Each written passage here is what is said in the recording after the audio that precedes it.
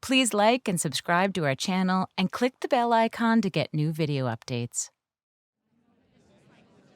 Welcome to the Moth Podcast. I'm your host for this week, Michelle Jalowski. While putting together this episode, I remembered one thing I've almost completely forgotten about during the pandemic: fashion.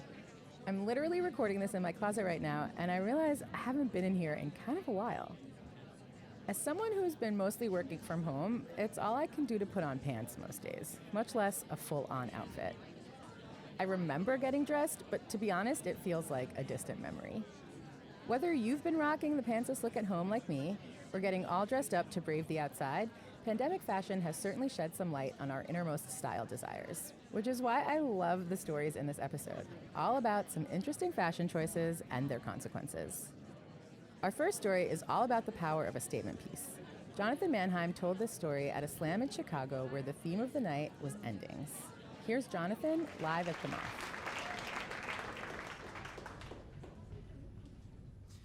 So in 2011, I had a sweater that was, one sweater. It was an argyle sweater. It was a rainbow argyle sweater.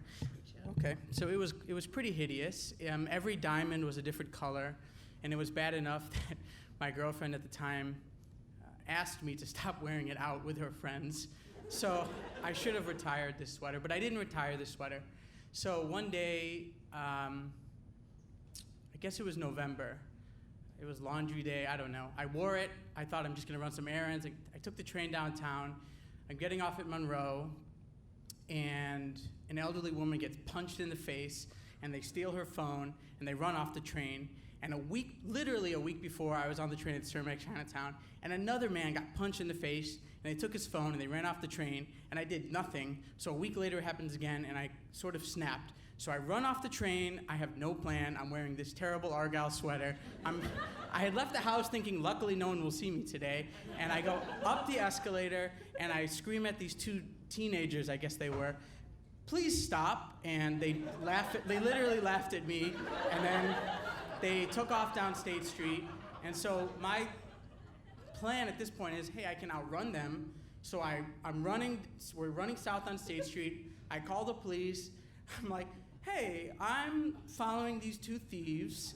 They've taken an iPhone. I'm on State. Now I'm on Wabash.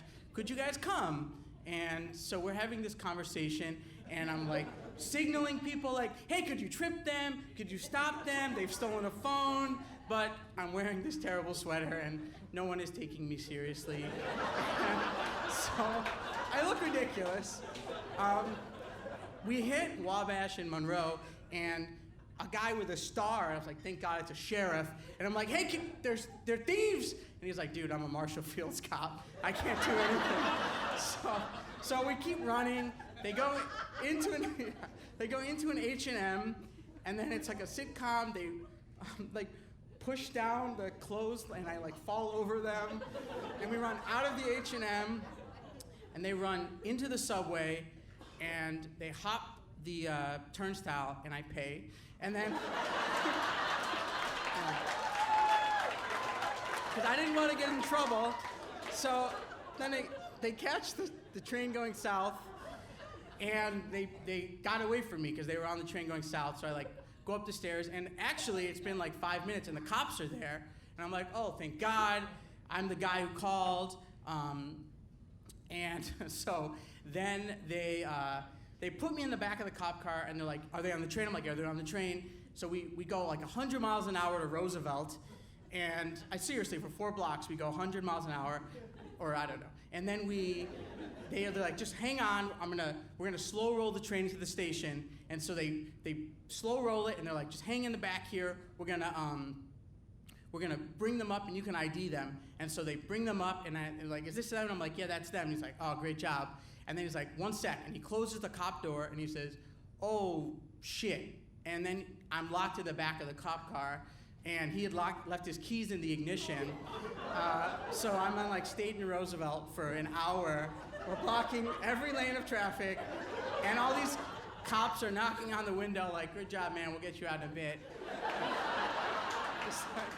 So later that night, or that afternoon, they take me to the police station, which I think is on I think there was one on State and 18th, and they were taking photos of me as a witness, and so I had this terrible argyle sweater, which were later used in a court case.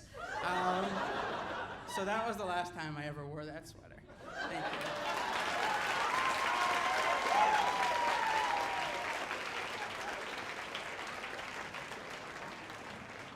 That was Jonathan Mannheim. Jonathan is a doctor in Chicago specializing in infectious disease.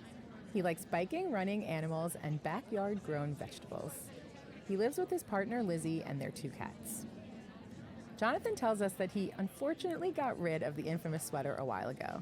However, he says if he hadn't, he thinks folks these days would appreciate it for all its Technicolor glory.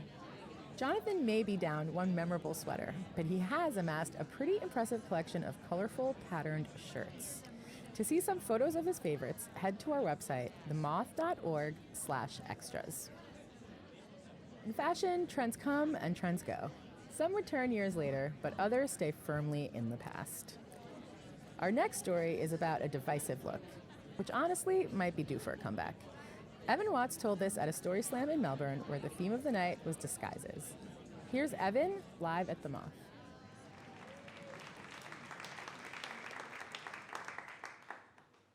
In the bottom of a drawer somewhere, I have 2 silver medals, actually for ballroom dancing. One for Latin and one English old time. I went to a single-sex boys' school, and if you wanted to meet girls, the only way you could do that was to enroll in dance classes. And so I dutifully enrolled, and we would dance with each other, but sort of the culmination of the dance classes was when we would go to a social with a sister school. And I remember one particular social rocked up, and I met the love of my life, Faye. I remember hanging around at the bus at the end, very, very proudly displaying numerals that had been etched on the back of my hand. And I got a number, mate. Yeah, I got a number. And I was very excited by this, and we then embarked on what I consider a long-distance relationship. It was because the phone, it had a very long-distance cord, and I could stretch it all the way from its place in the hall all the way into the bathroom, plonk it next to the bath, and then dutifully go through the entire water supply, hot water, as I had these interminably long conversations. But eventually, of course, I had to pluck up the courage to ask her on a date. And this is 1978. And even though, we danced the cha-cha-cha, and that's not a euphemism, we really had danced the cha-cha-cha, and we'd waltzed and we'd done all that. Actually, what ruled the dance floors was disco. John Travolta as Tony Marino, and the Bee Gees singing the high notes, and that was what was really exciting. I'd actually even convinced my mother to go out and buy me a John Travolta suit. And kind of unfortunately, or maybe fortunately, I don't know, it was brown and not white, but it actually had, bell bottoms that kind of arrived on the dance floor way before I did, and had huge lapels, and I was just itching to wear this suit, and so I asked Faye out, and she lived in the hills, and we were only 15. I didn't drive. I had to kind of convince my mother to drive me up, pick her up. But her father was going to take us down to the station, and we were going to go to see a film. It was actually the opening weekend of Saturday Night Fever. And, I was really excited, and I was checking myself out in the mirror, and I'm looking at the suit, and it's kind of lunchtime on a Saturday, but, and I'm thinking, no, this looks pretty good. No, it looks pretty good. I'm going to make an impression, and I think, well, actually, what do you do on these sort of dates? Well, you buy flowers. Of course, you buy flowers. So I sort of broke the bank and bought these flowers, and then I rock up at her door in my suit with the blue bodysuit and the hush puppies that have got heels like this, and I'm standing there with my flowers, and the door opens, and she's excited, and then her face drops. She's standing there in jeans and a T-shirt, and she's just gone to the film. And there's this guy standing there, and And then her father appears and he takes one look at me and he goes, "Are we off?" And so we... And in the confusion, we've still got the flowers and we're on the train and everyone's kind of looking at us and she sort of very self-consciously has the flowers and I say, I'll hold them. And she goes, so I've got the flowers. But that wasn't the worst bit, actually, because we get to it's the opening weekend. There's a queue a mile long outside the cinema and we're standing there and it's a Saturday, it's 2:00, it's blistering hot and there's all these people in their casual clothes, except one schmuck in a 3-piece suit with the pals and the hush puppies and the bodysuit. And I can't kind of figure out, is all that sweat just the embarrassment or the fact that it's, 30 degrees? And then I look around and I realise that the flowers I'm holding are not holding up at all well. And in fact, Faye actually is standing just far enough away that she's not really with this guy. I don't even really remember the film. I don't think I've ever watched it since. I think it would just bring too many traumatic memories back. But anyway, we end up... I do remember, though, that John Travolta's character doesn't end up with the girl in the end. I think that was something that I do remember. Anyway, we get the train back to back home, and her father picks me up and picks her up, and I'm just going to walk home from the station. And I do remember her dad's pitying look, actually. And and as they drove away, I looked down and I realised I'm still holding the goddamn flowers. Thank you very much.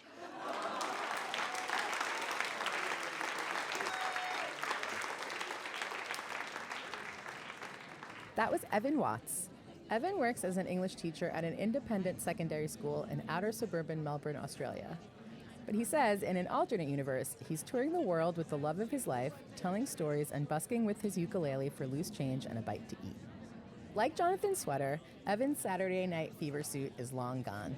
But you can see some photos of his other groovy fashion choices on our website, themoth.org/extras. That's all for this week.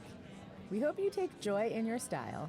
Rainbow sweater, 3-piece suits and all, no matter what the peanut gallery has to say about it. As Harry Winston said, people are gonna stare. Make it worth their while. From all of us here at The Moth, have a story-worthy week. Michelle Jalowski is a producer and director at The Moth, where she helps people craft and shape their stories for stages all over the world. This episode of the Moth Podcast was produced by me, Julia Purcell, with Sarah Austin Jeunesse and Sarah Jane Johnson. The rest of the Moth's leadership team includes Catherine Burns, Sarah Haberman, Jennifer Hickson, Meg Bowles, Kate Tellers, Jennifer Birmingham, Marina Kluche, Suzanne Rust, Brandon Grant, Inga Godowski, and Aldi Casa. Moth stories are true as remembered and affirmed by Storytellers. For more about our podcast, information on pitching your own story, and everything else, go to our website, themoth.org. The Moth Podcast is presented by PRX, the Public Radio Exchange, helping make public radio more public at prx.org.